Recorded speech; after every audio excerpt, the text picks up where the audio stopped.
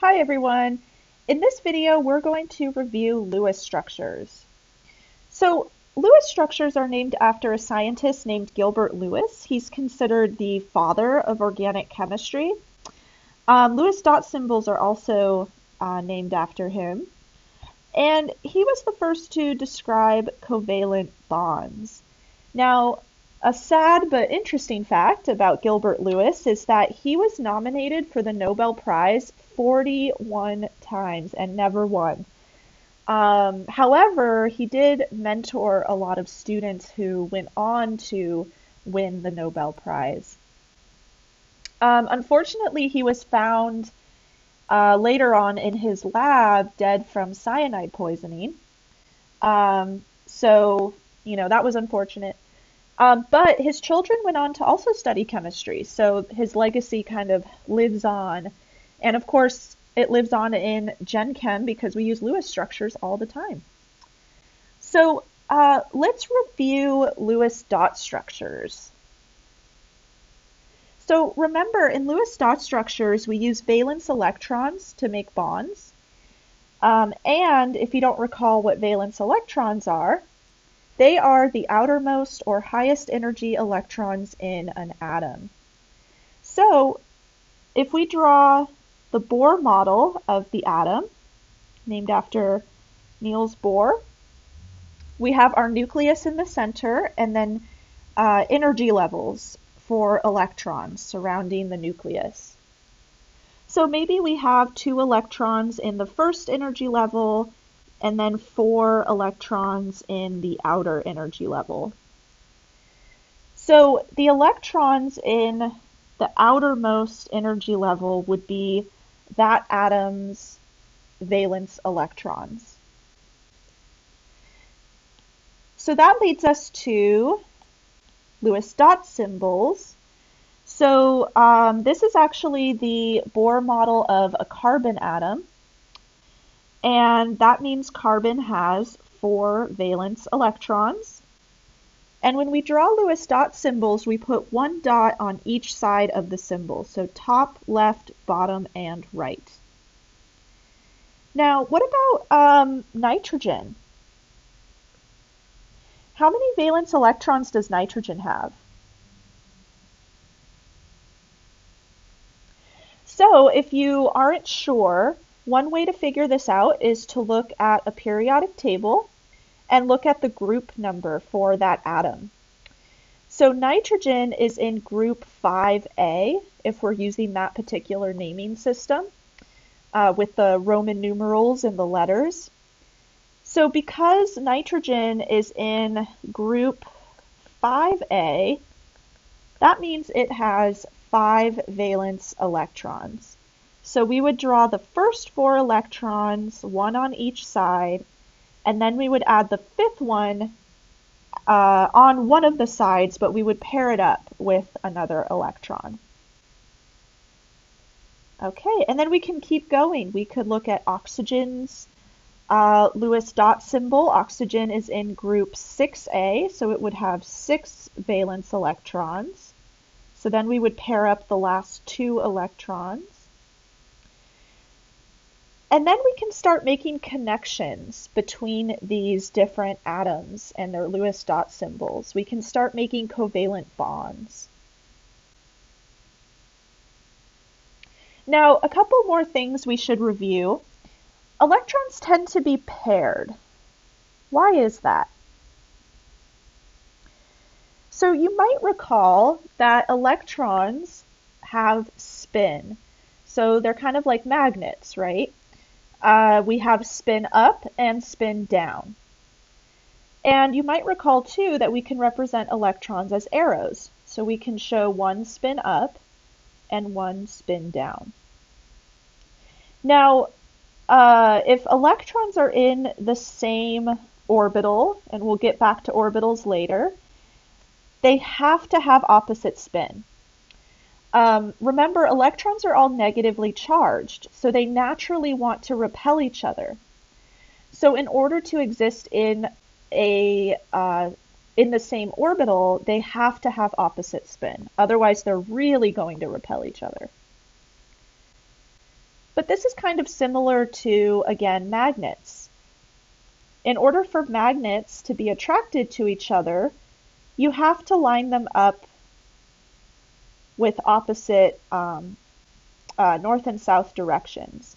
So the north end of one magnet has to be paired up with the south end of another magnet, and then the south end has to be paired with the north end in order for them to attract each other. If we had a north end next to a north end, then they would just repel. It's the same with electrons. Another thing to remember when you're drawing Lewis structures is that atoms prefer to have 8 electrons, and this is what's called the octet rule. Of course, there's exceptions because it's chemistry, so there are some elements that don't need 8 electrons, like hydrogen and boron.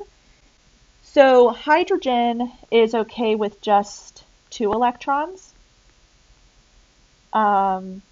I'll write R okay. Boron is okay with just 6, although it can have 8. And then you might remember that some elements can have what's called an expanded octet. So for instance, sulfur and phosphorus, they can have 12 or 10 electrons respectively. So, it's quote unquote a rule, but not always followed. Oh, my next thing is running into my drawings. I didn't space that out enough. All right, and then when we're drawing Lewis structures, we also want to include formal charges on appropriate atoms. So you might recall, and let me just move over this boron here. Put a little box around it. So you might recall that in order to calculate a formal charge, we take the number of valence electrons for an element, we subtract the number of lone pair electrons on that element within the molecule, and then we subtract half of the bonded electrons that the atom or element is sharing. And a formal charge is not an ionic charge. So a formal charge is a little bit different. Okay, so let's look at an example. Let's look at the hydroxide ion.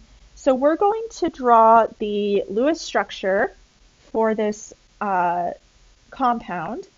And then we're going to assign formal charges to the atoms within this compound. And we'll do this one together, and then I'll give you another example that you can try on your own. All right, so with the hydroxide ion, we have oxygen and hydrogen. So let's start by drawing the Lewis dot symbols for each atom. Okay, so let's start with oxygen. How many valence electrons does oxygen have?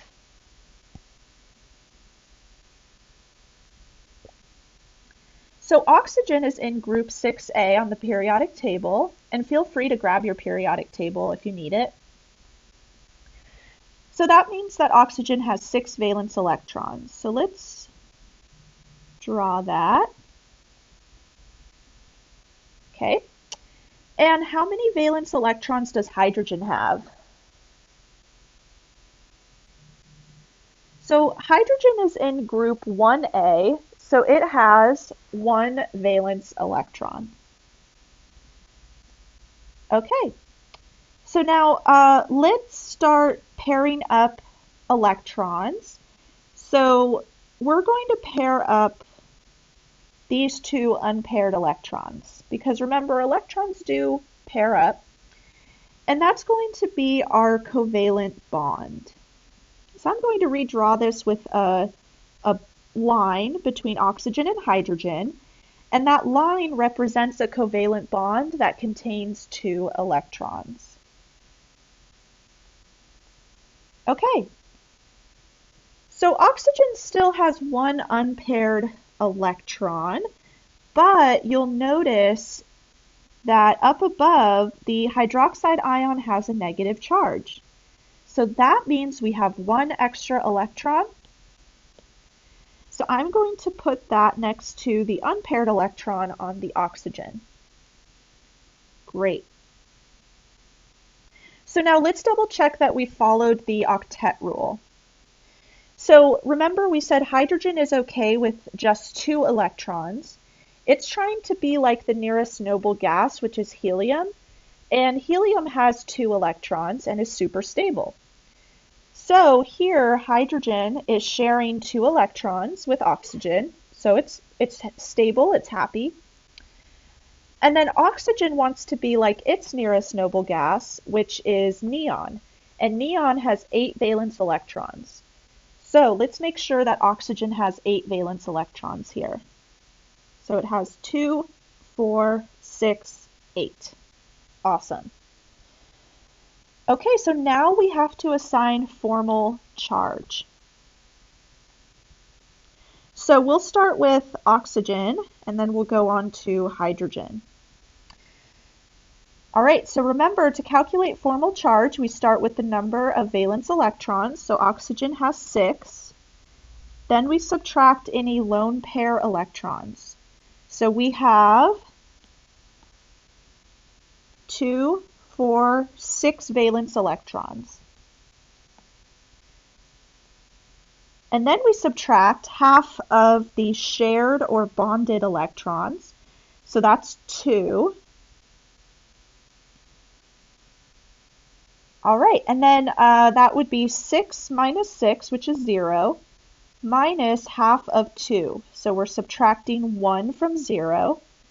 So that gives us negative 1. So that is the formal charge on oxygen.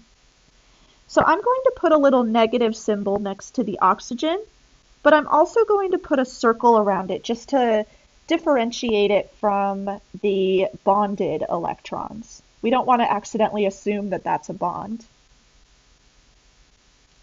All right, so now for hydrogen. Hydrogen has 1 valence electron, and then we're going to subtract the lone pair electrons, and in this case, hydrogen does not have any, so we'll put 0 there. And then we're going to subtract half of the bonded or shared electrons, which is 2. Okay, so 1 minus 0 is 1. Minus half of 2, so 1 minus 1 is 0. Okay, so that means we don't have to put anything next to hydrogen. And then the formal charges on the molecule should add up to the overall charge. So we do have a negative 1 on the oxygen, so that adds up to negative 1 on the hydroxide ion. Okay. So next, I would like you to try the same thing with the ammonium ion. And then we'll go over it together. So if you want to pause the video and try it, and then once you're done, you can unpause and we'll go over the problem.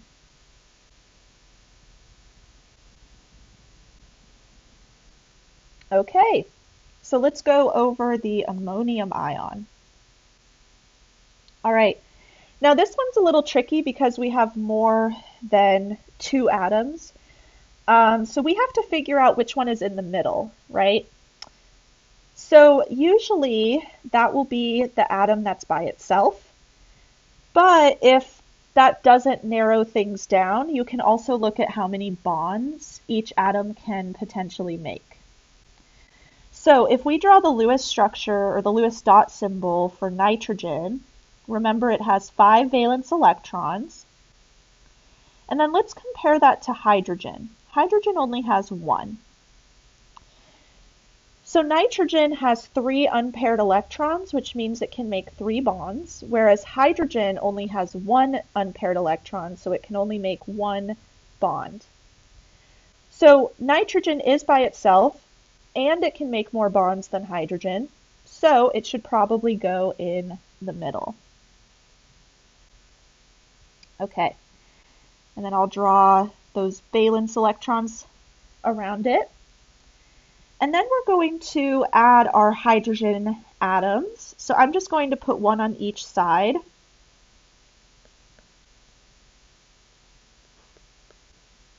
Okay. And now we can start to make our bonds. So we've got a covalent bond on the left, we've got one down below, there's one on the right, and there's one up above. Okay, but we have this unpaired electron still that's kind of hanging out on the top of nitrogen. So right there. Now let's look up above because the ammonium ion does have a positive charge. So that means that we have one less electron. So that takes care of our problem. So this electron, we can just ignore it because we're only going to have 8 total electrons for this molecule. Okay, so I'm actually going to physically erase that. All right, so now we have to assign formal charge. So each of the hydrogens look like they're in similar situations here, so I'll just calculate the formal charge once and apply it to all 4 hydrogens. But let's start with nitrogen. So we said nitrogen has 5 valence electrons, and then we're going to subtract any lone pair electrons, but in this case we don't have any, so we'll just zero that. And then we're going to subtract half of the bonded electrons. Okay, so if we go through and highlight the bonded electrons, we have 2, 4, 6, 8. Okay, so we're going to take half of 8 there. All right, so 5 minus 0 is 5, and then we'll subtract half of 8, so that's 5 minus 4, and that should give us positive 1. Okay, so I'm going to put a positive sign next to nitrogen and put a circle around it just to make it different. All right, and then hydrogen. Hydrogen has 1 valence electron, and in this molecule there are no lone pair electrons on any of the hydrogens. And then we'll subtract half of the bonded electrons, but we'll just focus on one of the hydrogens. So, for example, let's just focus on the hydrogen on the left. That is sharing 2 electrons with nitrogen, so we're going to subtract half of 2. Okay, so 1 minus 0 is 1, and then we're subtracting half of 2, so 1 minus 1 is 0. All right. Now, typically, or maybe in the past, you typically put brackets around your ion and then put the charge up above on the upper right-hand corner. But in organic chemistry, we're actually going to specify where that charge goes on a particular atom. And this will become apparent later why we do that. So we're not going to use that bracket method. Oops, I erased my hydrogen. All right, let's do another example, but this time we're going to draw the Lewis structure for a compound that has double bonds. Okay, so we've got COCl2. Now the first step, we need to figure out which atom goes in the middle. So we've got carbon, oxygen, and then 2 chlorines. So we can already rule out chlorine because it's not by itself, but now we have to choose between carbon and oxygen. So remember, carbon has 4 valence electrons, oxygen has 6. Okay, so carbon has 4 unpaired electrons, so it could make 4 bonds. Oxygen only has 2, so it can only make 2 bonds. So carbon is going to go in the center because it has more potential bonds that it can form. All right, so I'll put carbon there, and then I'll surround it with the other atoms.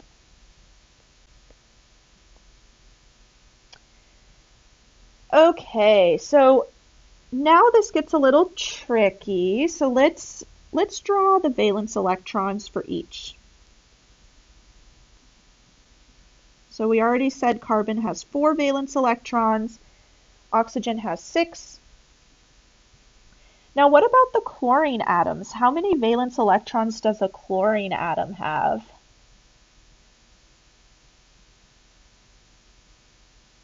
7. So each chlorine has 7 valence electrons, and I'm going to put the unpaired electron facing the center just to make it a little bit easier here. Okay, so now we can start making our covalent bonds. So we can pair up those two, and then these 2 electrons. And it looks like we still have an unpaired electron on oxygen and an unpaired electron on carbon. And we want to make sure that each atom has 8 total electrons, right? So, or valence electrons at least. So let's pair those 2 up. So I'm actually going to erase that one and this one. And I'm just going to make a double bond here to show that those 2 unpaired electrons joined forces and made a covalent bond. Okay, and now let's go through and just double check that each atom has 8 electrons. So oxygen has 2, 4, 6, 8. So let me highlight those just to make it obvious. So 2, 4, 6, 8. All right, and then if we do the same thing for carbon, it has 2, 4, 6, 8, and each chlorine has 2, 4, 6, 8. Okay, perfect. Now, the next step is to assign formal charges. However, let's see. I don't really expect any formal charges here because this molecule is neutral, but you never know. So let's actually go through and do that. Oh, let me give myself some more room here.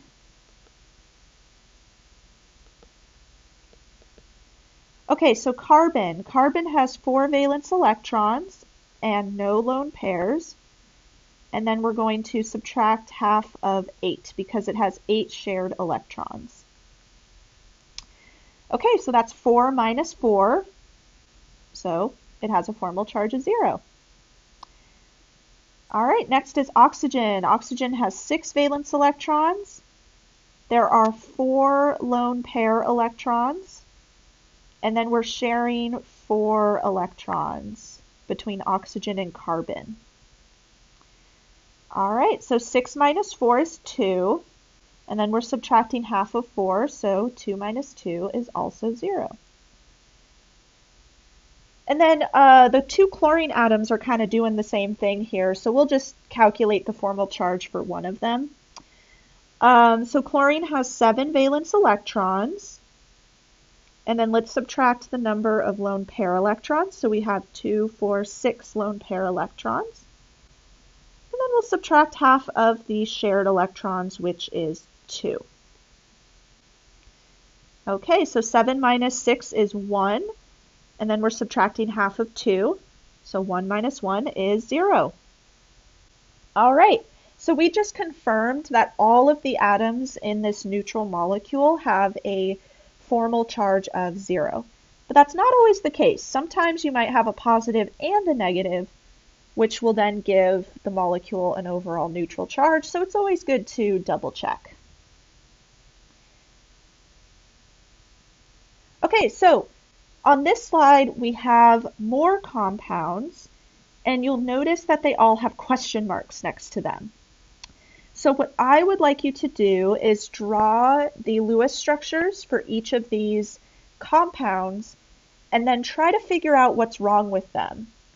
So they either need more electrons or less electrons in order to make a stable compound.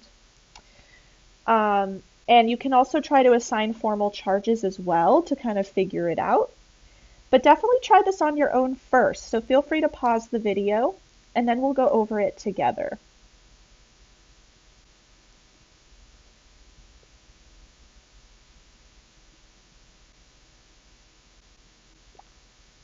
Okay, so let's start with AlH4, which is aluminum hydride. Okay, so aluminum is by itself, so that's probably the central atom. And how many valence electrons does aluminum have? 3. It's in group 3A. Okay, and then I'm going to place the hydrogens around aluminum. And they each have 1 valence electron, as we've seen previously. And now I'm going to make my bonds. Okay. Now, what's wrong here? So we can't make that 4th bond with that 4th hydrogen because aluminum ran out of valence electrons. So in order for this to be a stable compound, we need 1 more electron. So I'm going to show that in red. Okay, now we can make a bond. All right. Now, because we have 1 more electron, what is the charge on this molecule? -1. So we would have a negative sign for that molecule because we have an extra electron in order to make this a stable compound. All right, so now what about Cn? Luckily, we only have 2 atoms there, so they would just be side by side. And we already said carbon has 4 valence electrons. Nitrogen has 5. I'm going to put the pair off to the right just to make things a little easier. Okay, so now we can start pairing up electrons. So we've got a bond there, a bond here, here, which, you know, looks a little funky. So let's redraw that to show that we have a triple bond. That looks a little nicer. Okay. But remember, we also want to follow the octet rule.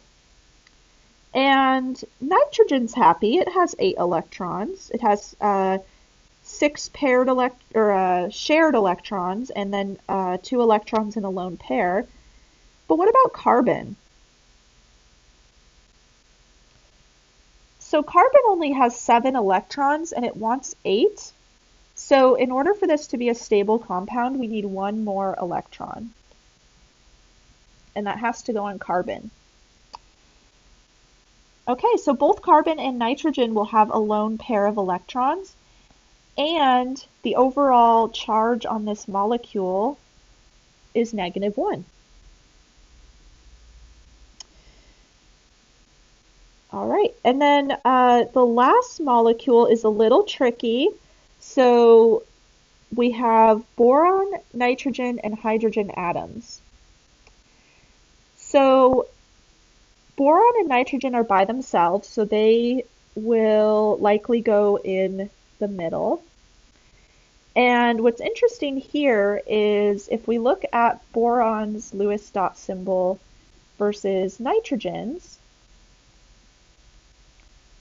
we can see that both can make 3 bonds. So neither one is going to be exactly in the center. They're actually going to both be in the center.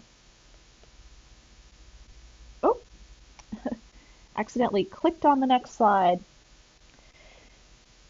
Okay, so I'm just going to draw a bond between these two to indicate that they're in the center and they're kind of sharing the role of the central atom. Now, molecules do like to be symmetrical typically, so I'm going to give 3 hydrogens to boron and 3 hydrogens to nitrogen.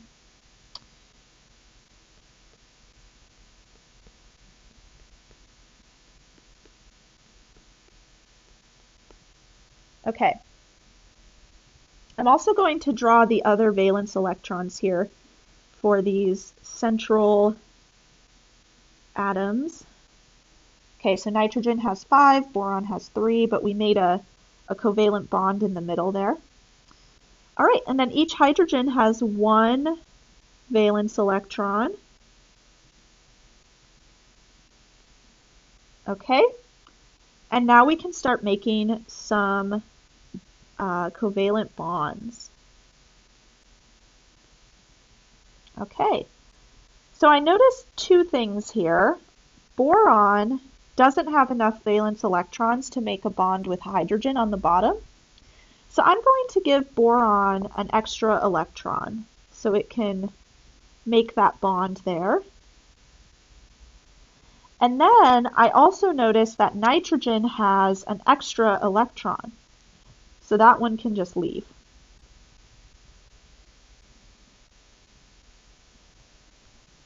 Okay, so if we went through and assigned formal charges for this molecule, we would find that boron has a negative charge and nitrogen has a positive charge, which is kind of interesting, right?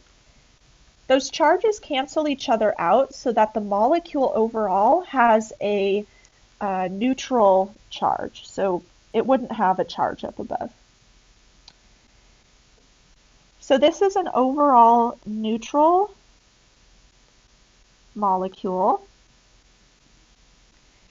And we also have a special word for this type of molecule. It's called a Zwitterion. It's probably one of my favorite terms, Zwitterion. So Zwitterions have both a negative and positive charge within the molecule.